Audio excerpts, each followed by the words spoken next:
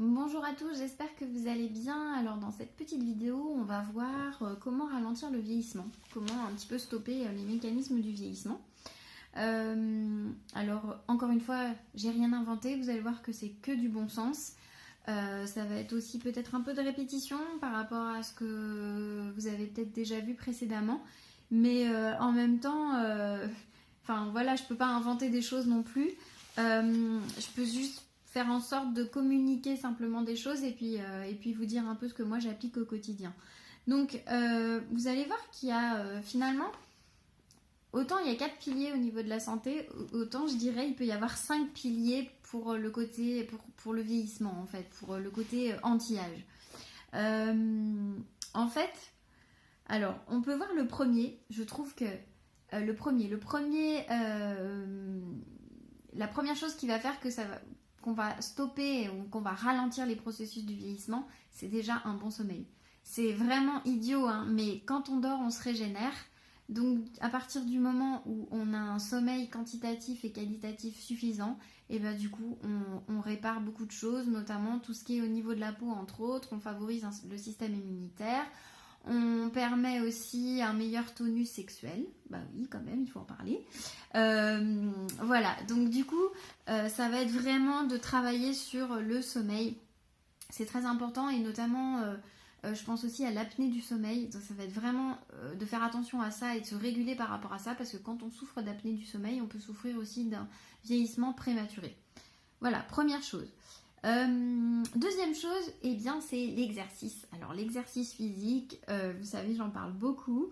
C'est pas forcément un exercice très important ou trop important, mais voilà, une meilleure, ça va vous permettre d'avoir une meilleure oxygénation, ça va avoir un effet détox. Donc du coup, l'exercice, voilà, va avoir un effet aussi pour ralentir le vieillissement.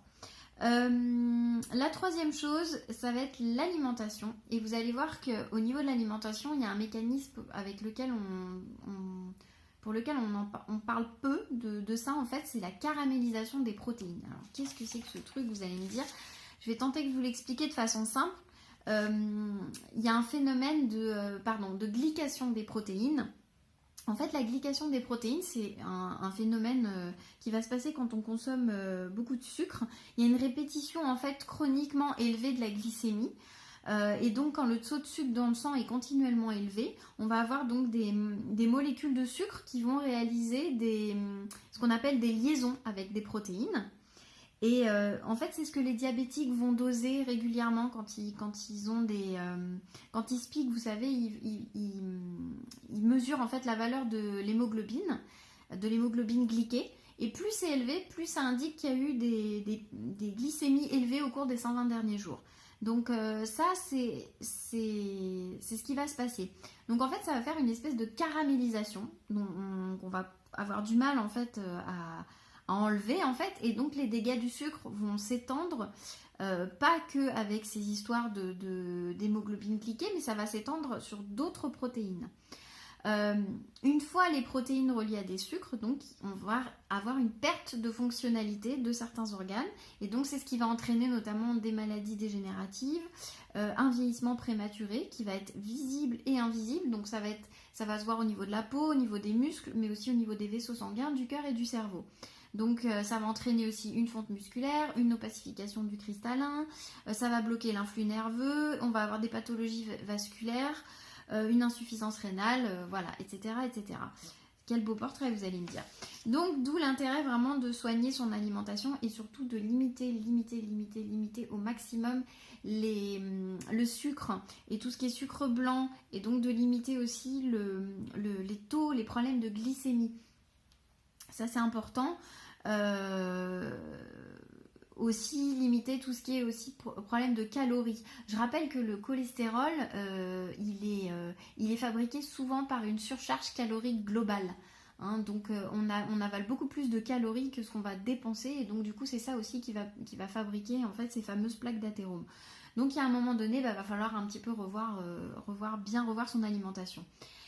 C'est marrant pour ça parce que il y a un truc au niveau de l'alimentation, c'est que je sais pas, il y a peut-être 93% des gens qui considèrent que l'alimentation, elle peut réduire les problèmes de santé. Il va y avoir, je sais pas, 92% de l'alimentation des gens, pardon, qui vont considérer que l'alimentation va pouvoir ajouter des années de vie, qu'on va pouvoir prévenir des maladies, que en fait ça va aider à perdre du poids. L'alimentation, ça on le sait, on est très nombreux à le penser. Que en fait on va savoir, il y a beaucoup de gens aussi qui vont savoir où acheter des aliments santé, donc à peu près quoi consommer et où les acheter. Mais par contre, on est 80% à ne jamais le faire. C'est-à-dire qu'on sait, mais on va pas le faire. Donc il y a un moment donné, c'est de se dire, bon bah ok, voilà, va falloir que je m'y mette, quoi, parce que du coup, j'ai pas trop le choix, quoi. Moi, il y a un moment donné, j'en reviens, mais quand j'étais malade, que j'avais une colopathie fonctionnelle, et que je mangeais des plateaux repas tous les jours, je me suis dit, bon, ben là vraiment, il y a vraiment quelque chose à faire. Quand j'avais des problèmes de glycémie aussi, donc l'après-midi, des pics de glycémie, je me suis dit, bon, non, là il y a vraiment des choses à faire au niveau de l'alimentation. Donc voilà, se pencher quand même là-dessus. Ça, c'était donc pour la troisième partie. Quatrièmement, effectivement, donc c'est le stress. Le stress, ça veut dire aussi savoir gérer ses émotions, savoir gérer la respiration. Les émotions ne sont pas des choses négatives. Les émotions vont nous avertir de nos besoins. Donc elles sont là, elles sont très importantes. On a besoin de les vivre. On est dans une société où les émotions, au final, il n'y a pas trop de place aux émotions. C'est difficile, on ne se permet pas de les exprimer. Donc je trouve que c'est quand même important de garder en mémoire que les émotions sont là pour nous aider. Que du coup le stress est aussi un signal d'alarme. Je parle du stress chronique surtout parce que c'est surtout celui-là qui est délétère. Donc il y a un moment donné, il va falloir apprendre à gérer tout ça. Et bien sûr apprendre à respirer parce qu'on se met en apnée régulièrement tous les jours. Donc il va y avoir des douleurs, notamment des douleurs chroniques au niveau du dos, au niveau des cervicales, tout simplement parce que dans la journée, on ne prend pas le temps de respirer. Voilà, donc ça ce sont les 4 mécanismes sur lesquels on va pouvoir agir. Parce que quand même, on a un contrôle dessus. C'est pas comme si on n'avait pas le contrôle. C'est ça qui est important de le dire, que je voudrais insister là-dessus, c'est que c'est pas des choses qui vont être complètement indépendantes de notre volonté, si je puis dire comme ça, c'est qu'à un moment donné, on va pouvoir contrôler ça. Et puis, il y a une 5e chose aussi dont on parle peu, c'est notre environnement. Notre environnement, il nous influence énormément. Donc, ça veut dire aussi les gens qu'on va côtoyer, ce qu'on va regarder, tout ce qui va nous entourer. Donc il y a un moment, c'est se poser, regarder autour de nous. Peut-être que on va avoir dans notre environnement des gens qui sont assez toxiques. Alors c'est très difficile parce que les relations toxiques, c'est compliqué, on est vraiment tiraillé. Mais il y a un moment, il va falloir aussi revoir un peu, observer ses valeurs.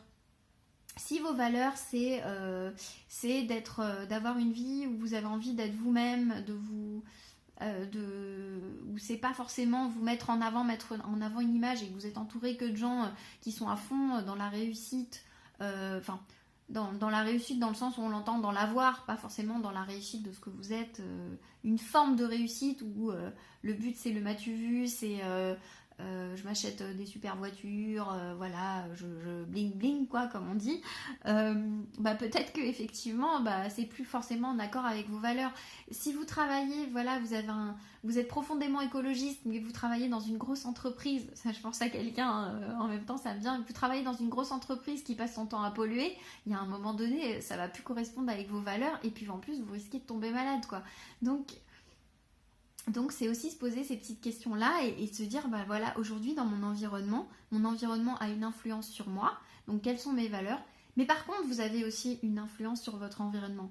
Ça veut dire que dans le sens où vous pouvez contrôler ça, même si vous êtes dans un environnement que vous ne pouvez pas changer tout de suite, le fait de vous changer vous-même va vous permettre aussi d'influencer votre environnement. À partir du moment où vous changez vous-même, vous allez influencer aussi les autres. Donc du coup, c'est avoir ce regard en fait dans les deux sens. Voilà, vous allez sentir que vous pouvez agir sur tout ça. Je crois que j'ai fait le tour au niveau des 5 processus donc pour ralentir le vieillissement. Si vous agissez donc sur ces 5 choses, l'avantage c'est qu'on peut agir dessus encore une fois. Donc vous allez pouvoir vraiment, on va pas dire stopper complètement le vieillissement, mais en tout cas faire en sorte d'hausser votre qualité de vie. Voilà. Et c'était donc ce que je voulais vous faire partager aujourd'hui. Alors j'espère que cette vidéo vous a plu. Désolée, elle était un petit peu déstructurée. Surtout, n'hésitez pas à la partager, à la liker. Si vous avez des questions, des commentaires à faire, vous pouvez les faire sous la vidéo. Si vous aimez la chaîne, vous pouvez bien sûr vous abonner. Et puis, écoutez, je vous dis à très très vite pour une prochaine vidéo. Bye bye.